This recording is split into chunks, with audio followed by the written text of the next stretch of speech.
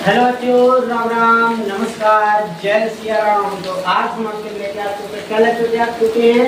आज हम आपके लेके आ चुके कक्षा 10वीं की गणित। कक्षा 10वीं गणित में आज हम आपको बताएंगे। इस क्लास में आपको जो छोटी सी क्लास रहेगी, इस क्लास में हम बताएंगे आपको उदाहरण 2। इसमें उदाहरण 2 क्या संख्याओं 6 और 20 के आवाज गुणनखंड विधि से एलसीएम और एलसीएम ज्ञात करना आपको सिखाया जाएगा।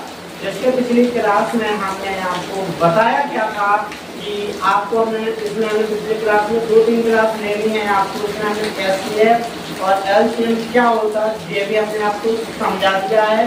और उन वीडियो को भी आपको जाकर देख लेना है। अगर आप वीडियो अच्छी लगे तो लाइक करना और वीडियो को शेयर जरूर कर देना है। और इस क्लास में हम आपको बताएंगे उदाहरण 2 लगवाएंगे। तो आपको उदाहरण 2 देखो, हम आपके हर क्लास बाय क्लास में हम आपको मोस्ट क्वेश्चन देंगे।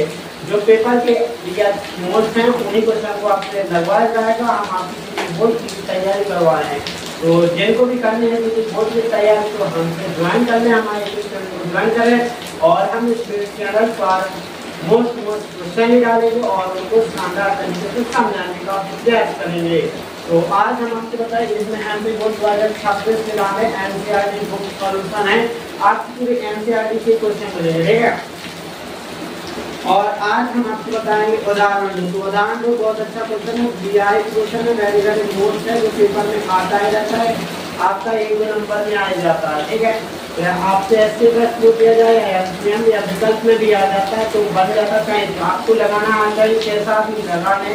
तो आज हम आपको बताएं, अगर आप लोगों को वीडियो हमारे अच्छे लगते हैं तो आपको लाइक करने हैं और वीडियो को शेयर कर रही है, ठीक है।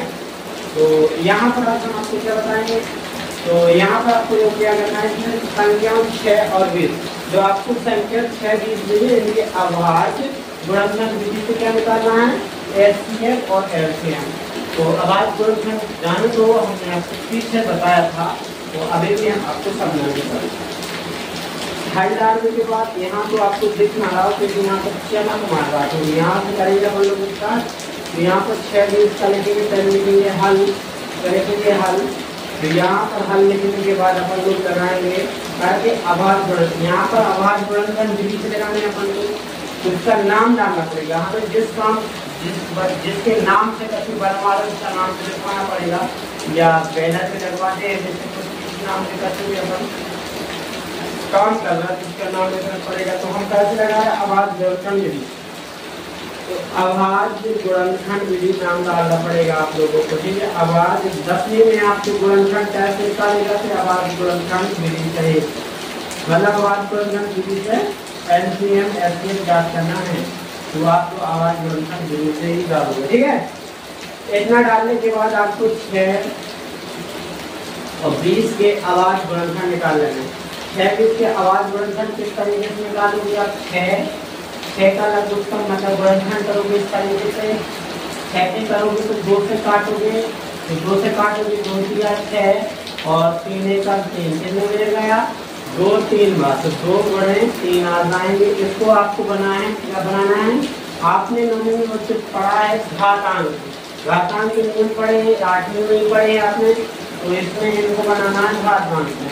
तो इसको हम सीधा आपको समझा देते हैं कि बेटा जितने दो हम उतनी घात लगा, 1 2 की घात कितनी करते हैं अपन 1 और 3 की घात कितनी 1। आपने नौवीं में सीखा होगा। अगर समान भी जाता है समान आ जाए तो बराबर घातें जुड़ जाते, ऐसे है ही नहीं है। तो इनकी घात एक जैसा परसेंटेज खा जाएगी और इनके गुणनखंड कर लेंगे। तो 20 के करो आप कैसे करोगे, 20 के 20 लगभग 2 20 को काटोगे 2 से 10 आ जाएगा, 2 से काटोगे 5 आ जाएगा, 5 से काटोगे 1 आ जाएगा। तो इधर कितने आ गया 2 बड़े 2, यहाँ पर कितना 5। इसको आवाज गुणनखंड विधि क्यों बोला जाता है, क्योंकि इसमें जितने भी गुणनखंड रहते आवाज संख्या के आते तो आवाज गुणनखंड विधि कहलाते हैं, ठीक है ना। एक बार नोट कर लेना, देखिए मैं आवाज भी गुणनखंड है, जैसे आवाज गुणनखंड विधि, ठीक है। तो इसमें देखो आपको क्या करना है, घातांक लोग दूसरे बनाना है। इसमें कितने 2 है, 1 और 2 2 है, तो 2 की घात कितनी हो जाए 2। जैसे आपने देखा होगा f को बड़े f करते हैं तो ये समान है, मतलब आधा समान से गुणा में घात है, एक घात से एक घात ऐसे कैसे हो। ऐसे यहाँ पर सेम करेगा, ये की घात एक है, इसकी घात एक, ठीक है, तो गुणा में घात कितनी जोड़ लेंगे, ठीक है। तो यहाँ 5 घात कितनी है, एक है, तो 5 घात कितनी हो जाएगी, एक है, तो 5 से तो गुणा होगा। अब ये आपकी घातांक रूप में मान लें। इतना काम करने के बाद आपको क्या करना है वो भी हम आपको समझा है। आप हम उसका करना, वीडियो को लाइक करो, सब्सक्राइब कर दो, जैसे बढ़ता रहेंगे आपको मैसेज में। एचसीएफ या एलसीएम निकालना नहीं आता तो उसके बाद वीडियो को शेयर जरूर करें। तो देखो सबसे पहले आपको करना क्या है, इतना कर लिया आपने काम। यहाँ पर इसको सबसे पहले आपको इसके गुणनखंड करना है, गुणनखंड करके यहाँ पर लिखना, फिर आपको घातांक बनाना है। घातांक बनाने के बाद फिर उसके आगे 20 है तो 20 को गुणनखंड करके लीजिए, फिर उसको भी घातांक में बना दिया। अब आपको क्या निकालना, इतने काम करने के बाद आपको एचसीएफ कहा गया निकालेंगे, तो अब लिखेंगे अपन लोग क्या निकालना, अब एचसीएफ, तो एचसीएफ अपन को काय का निकालना, 26 का, तो 26 में चलेंगे। यहाँ पर एचसीएफ 26 का कितना आएगा, तो एचसीएफ में हमने क्या बताया था, एचसीएफ में हमने आपको बताया था कि क्या बताया था कि 2 या 2 से अधिक संख्याओं की आवाज गुणनखंडों में, आवाज गुणनखंडों में से उभयनिष्ठ गुणनखंड की सबसे छोटी घात का गुणनफल क्या कहलाता है, ऐसे। तो उभयनिष्ठ गुणनखंड कौन है, सबसे पहले बात भाई उभयनिष्ठ गुणनखंड ढूंढना पड़ेगा। तो आप लोग अगर इसी पिछली क्लास में अगर आपने इसकी डेफिनेशन सीखी होगी ना, अगर आप लोगों ने इसकी डेफिनेशन मतलब इसको एलएसए की परिभाषा आपको पता हो, उसमें हमने आपको लिखवा था उभयनिष्ठ गुणनखंड की सबसे छोटी। उभयनिष्ठ कौन सा हो, जो दोनों में हो गए, तो दो दोनों में है, ये दो में भी है, दो में भी उभयनिष्ठ होगा, 5 में है नहीं उभयनिष्ठ है ना, तो इनको उभयनिष्ठ गुणनखंड की, उभयनिष्ठ गुणनखंड ये इनमें छोटी घात की है, एक की 2 की घात 2 है, एक की 2 की घात 1 है, 2 की घात 1 बड़ी हो, 2 की घात 2 बड़ी हो, कौन छोटी है, कौन, तो भैया कौन छोटी है, जब छोटी है ऊपर वाले 2 की घात 1 और 2 की घात 2 नीचे की बड़ी है, तो छोटी घात लेने पर तो छोटी घात लेंगे, वही एचसीएफ कहलाता। हमने बताया था कि उभयनिष्ठ गुणनखंडों में से उभयनिष्ठ गुणनखंड की सबसे छोटी घात का गुणनफल होता है, तो ये उभयनिष्ठ गुणनखंड की सबसे छोटी घात का गुणनफल कर दो। 2 की घात कितनी है, 1, 2 की घात 1, 2 कितनी बार लिखी, 1 बार लिख दे तो आपका आंसर हो गया है। ऐसे कितना आ गया, 2 है, 2 की घात कितनी, 1 की 2 की को मतलब 2 की घात 2 कितनी बार, 1 बार, 2 1 बार ये गुणा में है नहीं, गुणा के नाम से पता नहीं। और क्या निकालना है, दूसरा एलसीएम क्या निकालना है, और एलसीएम वो डालेंगे, एलसीएम 6 और 20।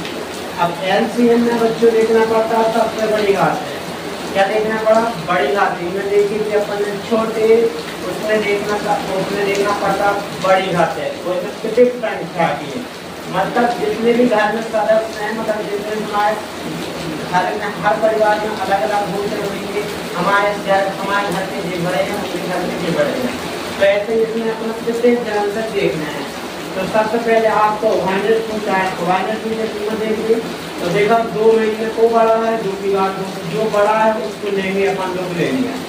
अब 5 इधर है, ऊपर 5 नहीं है, मतलब इस घर में जो अकेले हैं वो है, मतलब 5 ऊपर है नहीं है, 2 परिवार है, दोनों परिवार में को बड़ा है, 5 ऊपर में है नहीं, नीचे वाले में है, ऊपर नहीं है, तो मतलब ये अकेले तो वही पद बड़ा हो जाएगा, 2 को बढ़ा दिया तो 5 ही बड़ा हो जाएगा, 5 की घात 1। अब 3 का भी कोई है नहीं है, तो 3 भी बड़ा है उस घर का। अब 2 का कितनी बार देखें, 2 बार, क्योंकि 2 की घात कितनी है 2, और 5 है कितनी बार, 1 बार, 3 है कितनी बार, 1 बार। अब इसका गुणा कर दोगे 2 दूना 4, गुणा बस करना कर दो, 2 दूना 4, फिर गुणे 5, 5 संख्या में 5 से 20 कर लेना है, 5 से 20, 5 से 20 करोगे, 20 गुणा 3 करोगे, 20 की 60। देखो सबका गुणा अकेले करके इकट्ठा भी तुम लोग कर सकते हो, इस तरीका से देखो, ऐसा भी नहीं करना आपको, अगर आता है इकट्ठा करना तो 2 दूना 4, 4 5 20 दिया 60, ऐसा करते 2 दूना 4, 4 2 4 5 20 दिया 60। तो आप ऐसा भी अगर समझ में नहीं तो 2 2 की जोड़ा 2 दूना 4 कर लो, 5 या 15 जोड़ा बना के गुणा कर दो तो 15 तो 60 हो जाएगा। कितना हो जाएगा 60। तो एलसीएम कितना आ गया आपका 60। कितना आ गया एलसीएम 60। ये आपका आंसर हो जाएगा। अगर आपका वीडियो ना अच्छा लगा तो वीडियो को कमेंट करें और वीडियो को शेयर जरूर करें अपने दोस्तों पर और लेके नेक्स्ट वीडियो में जय श्री राम। धन्यवाद।